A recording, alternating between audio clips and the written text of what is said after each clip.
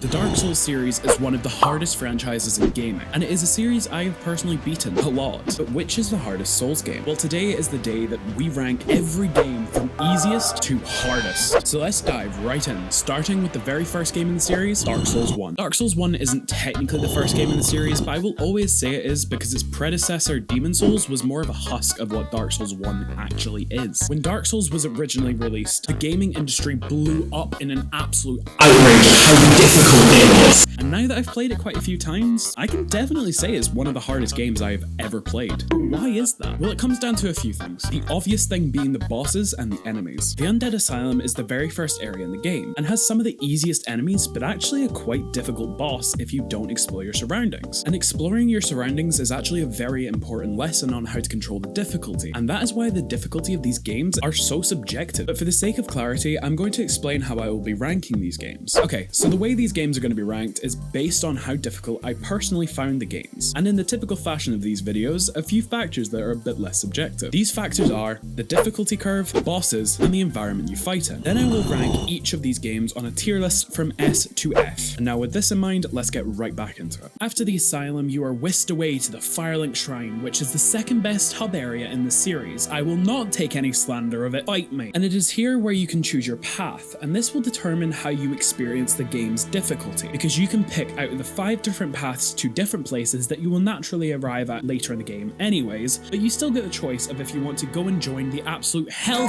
that is the Catacombs' spooky, scary bone men and fight the definitely not a joke pinwheel for the Rite of Kindling. Or you can go down to the Valley of Drakes to the actual hellfest that is Blighttown, you know, if you hate your entire existence. Or if you do actually enjoy living, then you can go to the Darkroot Forest and fight whatever the hell this thing is. Why does it have so many heads? But actually playing the game the intended way, the difficulty curve is very natural, but it is not pleasant, as it will make sure even though that you've beat a massive enemy, you are still going to get absolutely obliterated by the enemies and bosses, which at its core makes Dark Souls 1 so special. So it's going in S tier. Now it's time to talk about my least favorite game in the series, Dark Souls 2. Now in the past I've expressed my disliking for Dark Souls 2 in more ways than I can count on both my hands and feet. Dark Souls 2 feels like somebody else looked at what Dark Souls 1 was so loved for and then tried to remake it with the free plan of Unity with assets from Temu and slapped it on the Steam store only for people to hate it. So let's just get right into it. And well, Dark Souls 2 is actually pretty difficult.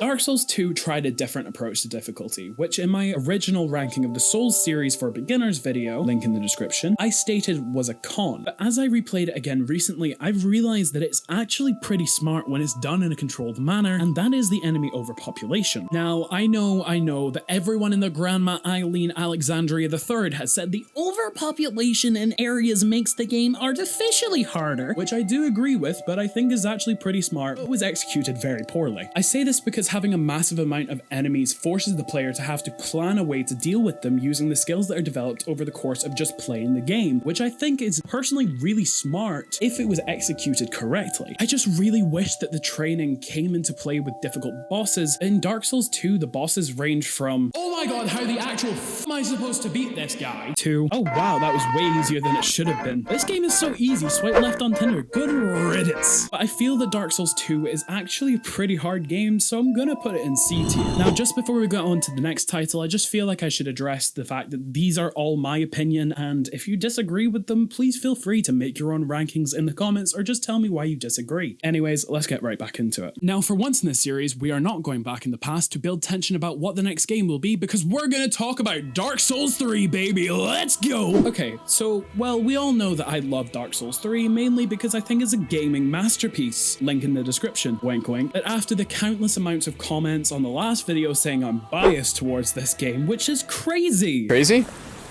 I was crazy once. They locked me in a room. A rubber room with rats. No! Stop! No, not again. But in all honesty, Dark Souls 3 is not that hard. Yes, I said it. I finally criticized the masterpiece that I love to pieces. But I will say that Dark Souls 3 has the best difficulty curve of the games. So let's talk about it. Edict's Gundyr is the very first boss in the game, and he is an absolute menace of a man because he hits like an angry dad that has had one too many over the limit. Jesus Christ. Gundyr is incredibly difficult, but that makes him very important because he's a learning tool. There are no shortcuts to deal massive damage to him, so it shows very early on that you're going to have to master the combat very early to stand a chance. And so you spend your time up to about Curse Rot or even Vort to master it. After you do though, the game does become significantly easier, bar a few exceptions. Yes, I am looking at you, Nameless King. The curve itself is very clean due to the game's linearity, which a lot of people didn't like because it's not the true Dark Souls style, which I do kind of agree with, but also I really don't, because I think that the series should be allowed to evolve. And while sometimes changing things up makes a game more difficult, and that is the case with Dark Souls 3, kind of.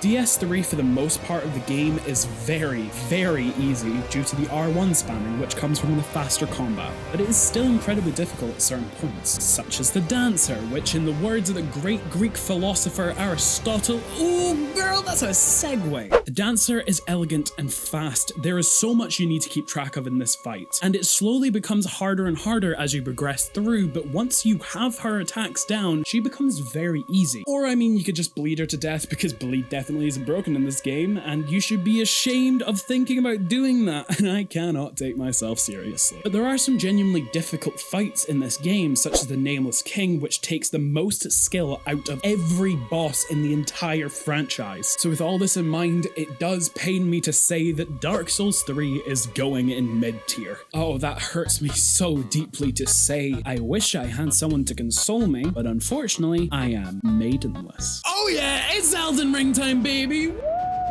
Did you really think that you were gonna get through one of these videos without me making that joke? Oh, you did? Well, fuck you anyway. Elden Ring is notoriously known for being incredibly difficult, and for once in my life, I do actually agree with the horde of mindless brainlets that rampage Twitter. Don't worry, I'm also disgraced from my existence. Elden Ring's difficulty curve is definitely the most bizarre that some might even call it JoJo. I'm really not funny. The fact that Elden Ring is open world makes it incredibly difficult to balance, so I'm just gonna try just ignoring that for the time being and speak about the main bosses, such as Margit the Fell Omen. Margit is an incredibly hard boss because, fun fact, just like the Tree Sentinel, you're not supposed to fight him straight away. But if you really want to, go ahead.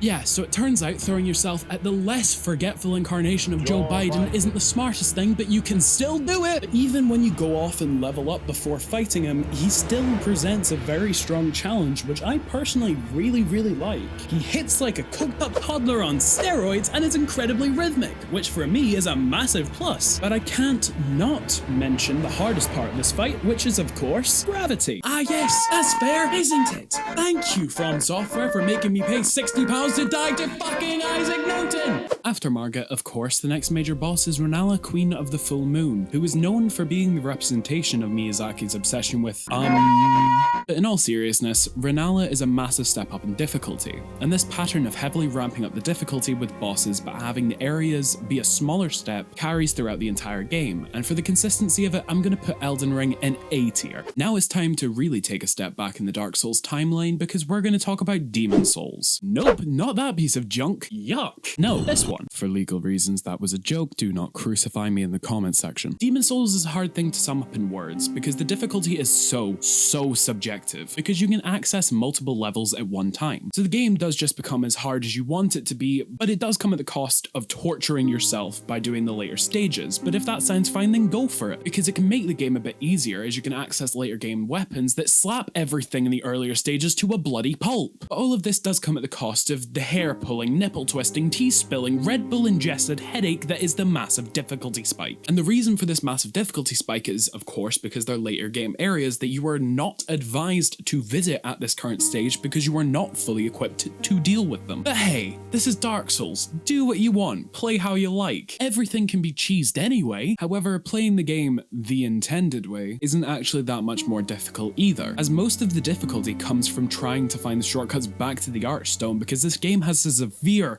lack of checkpoints. This may be a pretty big over-exaggeration, but in general, I'm going to say that Demon Souls is a pretty solid F tier. And if you disagree with me, then feel free to tell me down in the comments, and hey, maybe even make your own rankings, as I am really interested in hearing what you all have to say about the difficulty. Anyways, let's talk about the final game on the list, and that is of course, Bloodborne. Bloodborne is really a timeless masterpiece, and is one of the hardest games in the franchise, if not gaming history, because of the fast-paced fast-paced action that dominates this game. I think you know when you've nailed the difficulty of your boss, because the first boss in the game is a massive struggle, but yet is one of the most rewarding ones to beat. As the game progresses, the difficulty does not let up, but if you feel that a boss is easier than the others, then that means you have finally clicked with the combat. But don't get too cocky now, because this game will smash you into absolute oblivion and spit in your face and scream down the mic at 3 AM on a Discord call in Vietnam. And for that, Bloodborne is going in S tier. And with that, this closes out the rankings. And if you would like to see more videos like this, then check out my ranking of the Dark Souls series bosses, which is on screen right now and has a link in the description. Thank you so much for watching, and I will catch you next time.